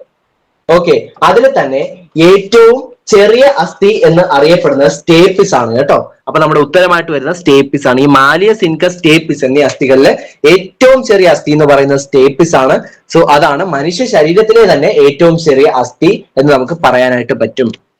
ഓക്കെ, അടുത്തത് 16ാമത്തെ ക്വസ്റ്റ്യൻ. ചെറുകുടലിൽ കാണപ്പെടുന്ന വിരലിന്റെ ആകൃതിയിലുള്ള ഡാഷ് ആണ് ആഗിരണത്തിൽ പ്രധാന പങ്ക് വഹിക്കുന്ന അടിസ്ഥാന യൂണിറ്റ്. ഓക്കെ, അപ്പൊ അത് നമ്മൾ ഇതാ ഇപ്പോൾ ഡിസ്കസ് ചെയ്തതേ ഉള്ളൂ. നമ്മൾ ലിംഫിനെ പറ്റി പറഞ്ഞപ്പോ ഒരു ലിംഫിന്റെ ഒരു കുഴൽ, ലിംഫ് ഒഴുകുന്ന ഒരു കുഴൽ, ലാക്റ്റിയൽ എന്ന് പറയുന്ന ഒരു കുഴൽ ഏതിന്റെ അകത്തുണ്ടെന്നാ പറഞ്ഞത്? വില്ലസിന്റെ അകത്തുണ്ടെന്നാണ് പറഞ്ഞത്. ആ വില്ലസ് എവിടെ കാണപ്പെടുന്നു എന്നും പറഞ്ഞു? ചെറുകുടലിന്റെ ഉള്ളിൽ കാണപ്പെടുന്നു എന്നും പറഞ്ഞില്ലേ? യെസ്, അപ്പോ നമ്മുടെ ആൻസർ എന്താണ്? വില്ലസ് ആണ്.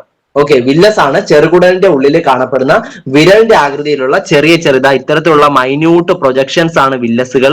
ഈ വില്ലസിനകത്ത് എന്തുണ്ട്? രക്തക്കുഴലുകളും രക്തലോമികളും ലാക്റ്റിയലും ഒക്കെ കാണപ്പെടുന്നു. സോ ഈ വില്ലസിനകത്തേക്കാണ് എന്ത്? ആഗിരണം നടക്കുന്നത്. ഓക്കെ, നമ്മൾ കഴിക്കുന്ന ഭക്ഷണത്തിലെ ന്യൂട്രിയൻസും മിനറൽസും എല്ലാം ആഗിരണം നടക്കുന്നത് എവിടെയാണ്? ഈ വില്ലസിലാണ്. ഓക്കെ, ചെറുകുടൽ ലൈൻ ചെയ്തുകൊണ്ട് മുഴുവൻ ചെറുകുടലിന്റെ നല്ല നീളമുള്ള ഒരു കുഴലാണ് അല്ലെ ചെറുകുടൽ എന്ന് പറയുന്നത്. ആ ചെറുകുടലിന്റെ എൻറ്റയർ ലെങ്തിലും വ്യാപിച്ചു കിടക്കുന്ന ചെറിയ ഇത്തരത്തിലുള്ള പ്രൊജക്ഷൻസ് ആണ് എന്ത് പറയുന്നത്, വില്ലസ് എന്ന് പറയുന്നത്. ഓക്കെ, ഈ വിരലിന്റെ ആകൃതി കാണണം, ഇതിങ്ങനെ പരന്നല്ല കിടക്കുന്നത്, ഇത്തരത്തിൽ വിരലിന്റെ ആകൃതി പോലെ ദാ ഇങ്ങനെയാണ് ഈ വില്ലസുകൾ കാണപ്പെടുന്നത്. ഓക്കെ, അപ്പൊ ഇത് കാരണം ആഗിരണം ചെയ്യപ്പെടാനുള്ള സർഫസ് ഏരിയ ദാ ഇങ്ങനെ പരന്നാണ് കിടന്നിരുന്നെങ്കിൽ ഇത്ര ഭാഗത്തെ ആഗിരണം നടക്കുള്ളൂ. ഓക്കെ, പക്ഷെ അതിനു പകരം ഈ ഷേപ്പ് ഒന്ന് മാറിയപ്പോ കണ്ടോ, ഇത്രയും ഭാഗത്തും അവിടെ ആഗിരണം നടക്കുന്നുണ്ട്. സോ ആഗിരണത്തിന്റെ ആ ഒരു പ്രതല വിസ്തീർണം കൂട്ടാനും ആര് സഹായിക്കും, വില്ലസ് സഹായിക്കും. ഓക്കെ, അപ്പൊ ചിലപ്പോൾ ക്വസ്റ്റ്യൻ ആയിട്ട് വരുന്ന അതായിരിക്കും, എന്തുകൊണ്ടാണ് വില്ലസിന്റെ ആ ഒരു ആകൃതി അതെങ്ങനെയാണ് നമ്മളെ സഹായിക്കുന്നത് എന്നായിരിക്കും ക്വസ്റ്റ്യൻ. ഓക്കെ, അപ്പൊ ഇതിൽ നിന്ന് ബന്ധപ്പെടുത്തി അത് ആൻസർ ചെയ്യാനായിട്ട് അറിഞ്ഞിരിക്കണം, അത് വളരെ ഇമ്പോർട്ടന്റ് ആണ്. നെക്സ്റ്റ് ക്വസ്റ്റ്യൻ, വൃക്കകൾ പുറംതള്ളുന്ന വിസർജന വസ്തു ഇവയിൽ ഏതാണെന്നാണ്. വൃക്കകൾ, നമ്മുടെ മനുഷ്യ ശരീരത്തിലെ വൃക്കകൾ പുറംതള്ളുന്ന വിസർജന വസ്തു താഴെ തന്നിരിക്കുന്നവയിൽ ഏതെന്നാണ്. സോ നമുക്ക് ഓപ്ഷൻസ് നോക്കാം.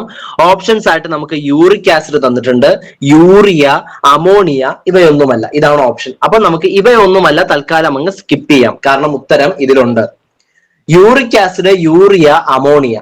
ഓക്കെ, അപ്പൊ ഇതില് നമ്മുടെ അല്ലെങ്കിൽ ഒരു മനുഷ്യ ശരീരത്തിലെ പ്രധാന വിസർജന വസ്തു എന്ന് പറയുന്നത് യൂറിയയാണ്. ഓക്കെ, മനുഷ്യ ശരീരത്തില്. ഓക്കെ, അമോണിയ കൂടുതലും പുറന്തള്ളുന്നത് ഈ മത്സ്യങ്ങളാണ്, മീനുകളാണ്, ഫിഷുകളാണ് അമോണിയ കൂടുതൽ പുറന്തള്ളുന്നത്, ചില റെപ്റ്റൈൽസ് അങ്ങനെയുള്ള ജീവികളെല്ലാം. ഓക്കെ, യൂറിക് ആസിഡ് പ്രധാനമായിട്ടും പക്ഷികൾ പുറന്തള്ളുന്നതാണ്. യൂറിക് ആസിഡ് പക്ഷികൾ പുറന്തള്ളുന്ന വിസർജന വസ്തുവാണ് യൂറിക് ആസിഡ്. അപ്പൊ ഇതിന് കാരണം എന്തുകൊണ്ടാണ് യൂറിയ ആയിട്ട് മാറുന്നതെന്നൊക്കെ ചോദിച്ചാൽ, ഈ അമോണിയ എന്ന് പറയുന്നത് ശരീരത്തിനകത്ത് അധികം അക്യുമുലേറ്റ് ചെയ്യാൻ പാടില്ല, അത് ചെറിയ ഒരു വിഷവസ്തുവാണെന്ന് വേണമെങ്കിൽ പറയാം. ഓക്കെ, അപ്പൊ ശരീരത്തിനകത്ത് ഇതിങ്ങനെ അക്യുമുലേറ്റ് ചെയ്ത് കൂടി കിടന്നാൽ അത് ശരീരത്തിന് ദോഷകരമാണ്. അതുകൊണ്ട് അമോണിയയെ യൂറിയ ആക്കിയാണ് മാറ്റുന്നത്. ഈ യൂറിയ ആണ് നമ്മളെ മൂത്രത്തിലൂടെ പുറന്തള്ളുന്നത്. ഓക്കെ, അപ്പൊ അതാണ് ആ ഒരു ക്വസ്റ്റ്യന്റെ ആൻസർ, യൂറിയ. ഓക്കെ, നമ്മൾ മനുഷ്യ ശരീരത്തെ പറ്റിയാണല്ലോ പഠിക്കുന്നത്. അപ്പോ വൃക്കകൾ, മനുഷ്യന്റെ വൃക്കകൾ എന്ന് സ്പെസിഫൈ ചെയ്യേണ്ട ആവശ്യം തന്നെ ഇല്ല. ഇനി അടുത്ത ചോദ്യം, ആരോഗ്യമുള്ള ഒരു മനുഷ്യന്റെ മൂത്രത്തിൽ കാണാൻ സാധ്യതയില്ലാത്തത് ചുവടെ തന്നിട്ടുള്ളവയിൽ ഏത് എന്നാണ് ചോദ്യം. ഓപ്ഷൻസ് ആയിട്ട് ജലം തന്നിട്ടുണ്ട്, സോഡിയം തന്നിട്ടുണ്ട്, ഗ്ലൂക്കോസ്, യൂറിക് ആസിഡ്, ഇത്രയും തന്നിട്ടുണ്ട്. ഓക്കെ, അപ്പൊ ആരോഗ്യമുള്ള ഒരു വ്യക്തിയാണെങ്കിൽ അയാളുടെ മൂത്രത്തിൽ ഒരിക്കലും ഗ്ലൂക്കോസ് കാണാൻ പാടില്ല. ഓക്കെ, ഗ്ലൂക്കോസ് മൂത്രത്തിൽ ഉണ്ടെങ്കിൽ അതിന്റെ അർത്ഥം ആ പുള്ളി എന്താണ്, ഡയബറ്റിക് ആണെന്നാണ് അർത്ഥം. സോ നമ്മുടെ ആൻസർ ഗ്ലൂക്കോസ് ആണ്. ഓക്കെ, ജലം, സോഡിയം, എക്സസ് ആയിട്ടുള്ള സോഡിയം ഒക്കെ ഉണ്ടെങ്കിൽ മൂത്രം വഴി അത് പുറത്തു പോകാറുണ്ട്. ഓക്കെ, യൂറിക് ആസിഡും പുറത്തു പോകാറുണ്ട്. ഗ്ലൂക്കോസ് ആണ് നമ്മുടെ ആൻസർ ആയിട്ട് ഏറ്റവും അനുയോജ്യമായിട്ടുള്ള ആൻസർ ആയിട്ട് വരുന്നത്. ഓക്കെ, ഇനി അടുത്ത ചോദ്യം, ശ്വസിക്കുമ്പോൾ ഓക്സിജൻ ഹീമോഗ്ലോബിനുമായി ചേർന്നുണ്ടാകുന്ന സംയുക്തത്തിന് പറയുന്ന പേര് എന്താണെന്നാണ്. അപ്പൊ ഞാൻ ആദ്യം തന്നെ ഈ ഒരു ചോദ്യത്തിന്റെ ഉത്തരം അങ്ങ് പറയാം. ഓക്കെ, ഓക്സി ഹീമോഗ്ലോബിൻ ആണ് നമ്മുടെ ഉത്തരം. പക്ഷേ ഇവിടെ നമുക്ക് എക്സ്ട്രാ കുറച്ച് ഡീറ്റെയിൽസ് ആഡ് ചെയ്യേണ്ടതായിട്ടുണ്ട്. ഓക്കെ, നമ്മൾ ശ്വസിക്കുമ്പോൾ നമുക്കറിയാം, നമ്മൾ ശ്വസിക്കുമ്പോൾ ആ വാതകങ്ങൾ സംവഹനം ചെയ്യുന്നത് ഹീമോഗ്ലോബിൻ എന്ന് പറയുന്ന രക്തത്തിലെ ചില സ്പെഷ്യലൈസ്ഡ് ആയിട്ടുള്ള ചില മോളിക്യൂളുകളാണ്. ഓക്കെ, അപ്പൊ ഓക്സിജനും കാർബൺ ഡൈ ഓക്സൈഡും സംവഹനം ചെയ്യുന്നത് ഈ ഹീമോഗ്ലോബിൻ വഴിയാണ് എന്ന് നമുക്കറിയാം. ഓക്കെ, അപ്പൊ അത് എങ്ങനെയാണ് നടക്കുന്നത്? ഓക്സിജൻ O2 എന്ന് ഞാൻ എഴുതാം, ഹീമോഗ്ലോബിൻ HB എന്ന് ഞാൻ എഴുതാം. ഓക്കെ, അപ്പൊ ഓക്സിജൻ ഹീമോഗ്ലോബിനുമായിട്ട് HG എന്ന് എഴുതാം, ചേർന്ന് ഉണ്ടാകുന്നത് ഓക്സി ഹീമോഗ്ലോബിൻ ആണ്. ഓക്സി ഹീമോഗ്ലോബിൻ. ഓക്കെ, ഇനി കാർബൺ ഡൈ ഓക്സൈഡ് ആണ് ഹീമോഗ്ലോബിനുമായിട്ട് ചേരുന്നെങ്കിലോ, കാർബൺ ഡൈ ഓക്സൈഡ് ഹീമോഗ്ലോബിനായിട്ട് ചേരുന്നെങ്കിൽ ഉണ്ടാകുന്ന കോമ്പൗണ്ട് കാർബാമിനോ ഹീമോഗ്ലോബിൻ ആണ്. എന്താണ്?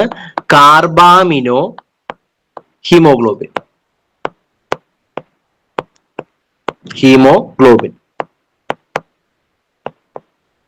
Carbamino haemoglobin. അപ്പോ ഓക്സിജൻ ഹീമോഗ്ലോബിനുമായിട്ട് ചേർന്ന് ഓക്സി ഹീമോഗ്ലോബിനും കാർബൺ ഡൈ ഓക്സൈഡ് ഹീമോഗ്ലോബിനുമായിട്ട് ചേർന്ന് കാർബാമിനോ ഹീമോഗ്ലോബിനും ആണ് ഉണ്ടാവുന്നത് എന്നറിയാലോ.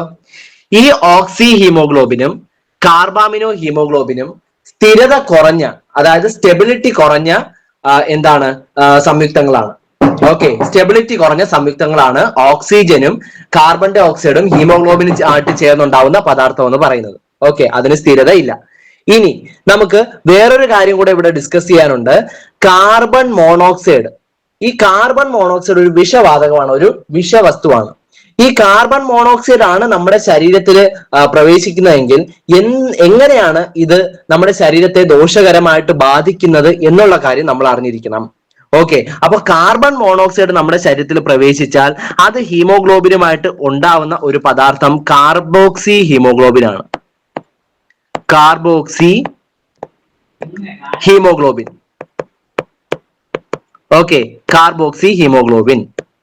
അപ്പോ ഇനി നിങ്ങളൊന്ന് ശ്രദ്ധിക്കുക, ഈ ഓക്സി ഹീമോഗ്ലോബിനും കാർബാമിനോ ഹീമോഗ്ലോബിനും, ഓക്സി ഹീമോഗ്ലോബിനും കാർബാമിനോ ഹീമോഗ്ലോബിനും സ്ഥിരത കുറഞ്ഞ സംയുക്തങ്ങളാണ്. സ്ഥിരത കുറഞ്ഞ സംയുക്തങ്ങൾ.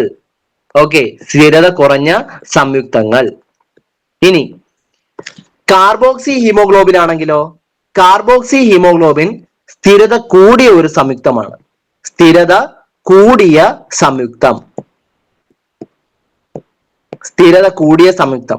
ഈ കാർബോക്സി ഹീമോഗ്ലോബിൻ സ്ഥിരത കൂടിയ സംയുക്തമായതുകൊണ്ട് തന്നെ ലങ്സിലോട്ട് ചെല്ലുമ്പോൾ ഇത് കാർബൺ മോണോക്സൈഡ് ആയിട്ട് സ്പ്ലിറ്റ് ആവുന്നില്ല. ഓക്കെ, അതുകൊണ്ട് ഈ കാർബോക്സി ഹീമോഗ്ലോബിൻ എന്ന് പറയുന്ന ഈ ഒരു സംയുക്തം ഉണ്ടായിക്കഴിഞ്ഞാൽ പിന്നെ ആ ഹീമോഗ്ലോബിൻ കൊണ്ട് യാതൊരു പ്രയോജനവും ഇല്ല. ആ ഹീമോഗ്ലോബിന് ഓക്സിജനെയും ക്യാരി ചെയ്യാൻ പറ്റില്ല, ആ ഹീമോഗ്ലോബിന് കാർബൺ ഡൈ ഓക്സൈഡിനെയും ക്യാരി ചെയ്യാനായിട്ട് പറ്റില്ല. ഓക്കെ, ഓക്സിജനെയും കാർബൺ ഡൈ ഓക്സൈഡിനെയും ക്യാരി ചെയ്യാനായിട്ട് ഈ ഹീമോഗ്ലോബിന് പറ്റില്ല. മനസ്സിലായല്ലോ? യെസ്. അപ്പൊ ഇത്രയും കാര്യങ്ങൾ അറിഞ്ഞിരിക്കണം. ഒന്നും കൂടെ പറയാം, ഓക്സിജനും ഹീമോഗ്ലോബിനുമായിട്ട് ചേർന്നുണ്ടാവുന്നത് ഓക്സി ഹീമോഗ്ലോബിനും കാർബൺ ഡൈ ഓക്സൈഡും ഹീമോഗ്ലോബിനുമായിട്ട് ചേർന്നുണ്ടാവുന്ന കാർബാമിനോ ഹീമോഗ്ലോബിനുമാണ്. ഇത് രണ്ടും സ്ഥിരത കുറഞ്ഞ സംയുക്തങ്ങളാണ്. അതുകൊണ്ട് തന്നെ ലങ്സിന്റെ അവിടെ എത്തുമ്പോഴും കോശങ്ങളുടെ അവിടെ എത്തുമ്പോഴും ഈ ഓക്സി ഹീമോഗ്ലോബിൻ എന്തായിട്ട് കോശങ്ങളുടെ അവിടെ എത്തുമ്പോൾ ഓക്സിജനും ഹീമോഗ്ലോബിനുമായിട്ട് സ്പ്ലിറ്റ് ആവും. കാർബാമിനോ ഹീമോഗ്ലോബിൻ എന്തായിട്ട് സ്പ്ലിറ്റ് ആവും? കാർബൺ ഡൈ ഓക്സൈഡും ഹീമോഗ്ലോബിനുമായിട്ട് സ്പ്ലിറ്റ് ആവും. ഇതെല്ലാം നടക്കും, സ്വാഭാവികമായിട്ട് നടക്കുന്ന കാര്യങ്ങളാണ്. ഓക്കെ, ഇനി കാർബോക്സി ഹീമോഗ്ലോബിൻ ആണ് അങ്ങനെ സംഭവിക്കുന്നെങ്കിൽ എന്താ പ്രത്യേകത? അതങ്ങനെ സ്പ്ലിറ്റ് ചെയ്യില്ല. ഓക്കെ, അതങ്ങനെ വിഘടിച്ച് കാർബൺ മോണോക്സൈഡും ഹീമോഗ്ലോബിനുമായിട്ട് മാറില്ല. ആ ഹീമോഗ്ലോബിനെ കൊണ്ട് പിന്നെ യാതൊരു പ്രയോജനവും ഇല്ല എന്ന് നമുക്ക് പറയാനായിട്ട് പറ്റും. Okay, next.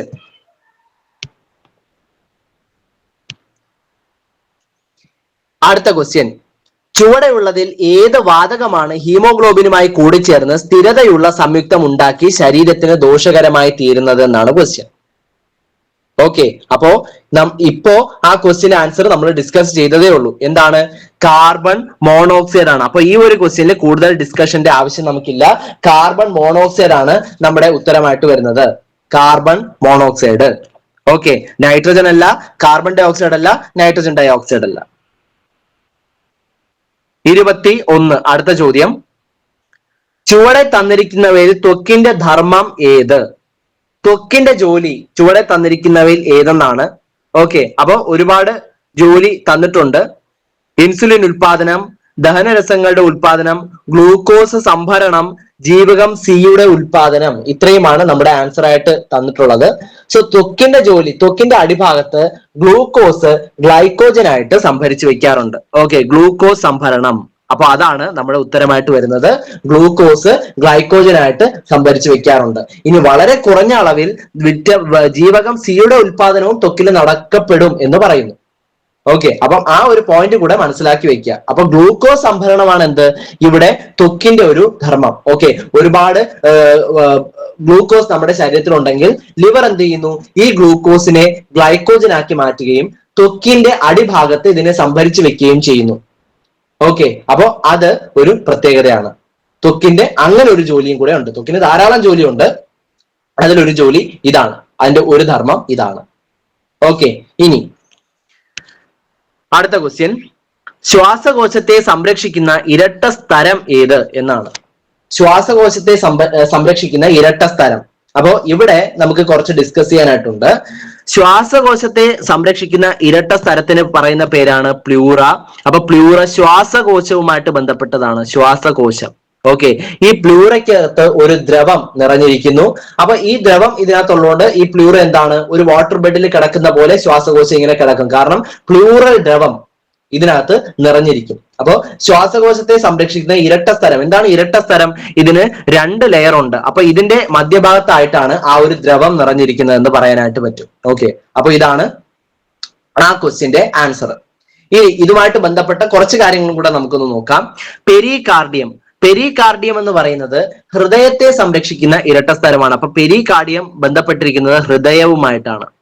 ഓക്കെ, ഒരു കാര്യം കൂടെ, നമ്മുടെ തലച്ചോറ്, ഓക്കെ, തലച്ചോറിനെ സംരക്ഷിക്കുന്നത് ഇതുപോലെ മെനിഞ്ചസ് എന്ന് പറയുന്ന ഒരു ലെയർ ആണ്. മെനിഞ്ചസ്.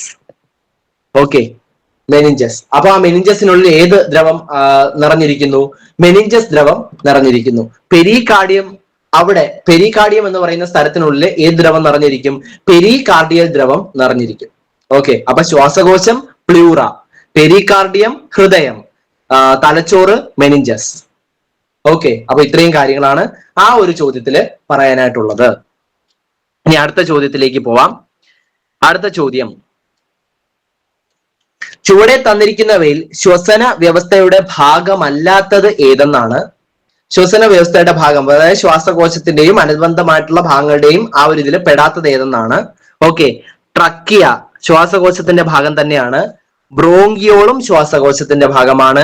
ലാറിങ്സും, ലാറിങ്സ് എന്ന് പറഞ്ഞാൽ ശ്വാസകോശത്തിലേക്ക് ആ ഒരു വിൻഡ് വരുന്ന ആ ഒരു വിൻഡ് പൈപ്പാണ്, ആ ഒരു നീണ്ട കുഴലിനെയാണ് ലാറിങ്സ് എന്ന് പറയുന്നത്. അപ്പൊ അതും ശ്വാസകോശത്തിന്റെ ഭാഗമാണ്. ഓക്കെ, അപ്പൊ ഉത്തരമായിട്ട് വരിക പെരികാർഡിയം. പെരികാർഡിയത്തിൽ കൂടുതൽ എക്സ്പ്ലനേഷന്റെ ആവശ്യമില്ല, കാരണം പെരികാർഡിയം എന്താണ് എന്ന് ഇപ്പൊ നിങ്ങൾക്ക് അറിയാം. എന്താണ് പെരികാർഡിയം? ഹൃദയത്തെ സംരക്ഷിക്കുന്ന ഇരട്ട സ്ഥലത്തിന് വിളിക്കുന്ന പേരാണ് പെരികാർഡിയം എന്ന് പറയുന്നത്. ഓക്കെ, അപ്പൊ അതാണ് ഇതിന്റെ ഉത്തരം. അടുത്ത ക്വസ്റ്റ്യൻ, യൂസ്റ്റേഷ്യൻ നാളിയുടെ ധർമ്മം എന്താണെന്നാണ്. നമ്മൾ ഇതുവരെ ഡിസ്കസ് ചെയ്തിട്ടുള്ള യൂസ്റ്റേഷ്യൻ നാളി എന്താണെന്ന്, പക്ഷേ ഇമ്പോർട്ടന്റ് ആണ്. ഈ യൂസ്റ്റേഷ്യൻ നാളി കാണപ്പെടുന്നത് നമ്മുടെ ചെവിയിലാണ്. ഓക്കെ, ചെവിയിൽ തന്നെ ആന്തരകർണം, ചെവിയുടെ ഇന്റേണൽ ഭാഗത്താണ്, ഏറ്റവും ഉൾഭാഗത്തായിട്ടാണ് ഈ യൂസ്റ്റേഷ്യൻ നാളി കാണപ്പെടുന്നത്. ഓക്കെ, അപ്പൊ ഈ യൂസ്റ്റേഷ്യൻ നാളിയുടെ പ്രധാന ധർമ്മം, അപ്പൊ യൂസ്റ്റേഷ്യൻ നാളി, അപ്പോ ഇവിടെയാണ് ചെവിയുടെ ആ ഒരു എക്സ്റ്റേണൽ ഇയർ, പിന്ന എന്ന് പറയുന്ന ആ ഒരു ഭാഗം ചെവി കൂടെ വരുന്നത്. അത് കഴിഞ്ഞിട്ട് ദാ ഇവിടെ നിന്ന് ഒരു ശബ്ദതരംഗങ്ങൾ ഇതുവഴി കടന്നു വന്നിട്ട് കർണപടത്തിൽ തട്ടും. അവിടെ നിന്ന് മാലിയസ് ഇൻകസ് ടേപ്പിസ് എന്ന് പറയുന്ന എല്ലുകളും അത് നേരെ കോക്ലിയയും സെമിനൽ വെസിക്കിൾസും ഒക്കെ അവിടെ ഉണ്ടെന്നും എല്ലാം നമുക്കറിയാം. ഓക്കെ, ഈ ഒരു ഭാഗത്തായിട്ട് ഇവിടെ ഒരു വലിയൊരു അറ കാണപ്പെടുന്നു. ഈ ഒരു ഭാഗത്തായിട്ട് ഇതുപോലെ ഒരു നാളിയുണ്ട്.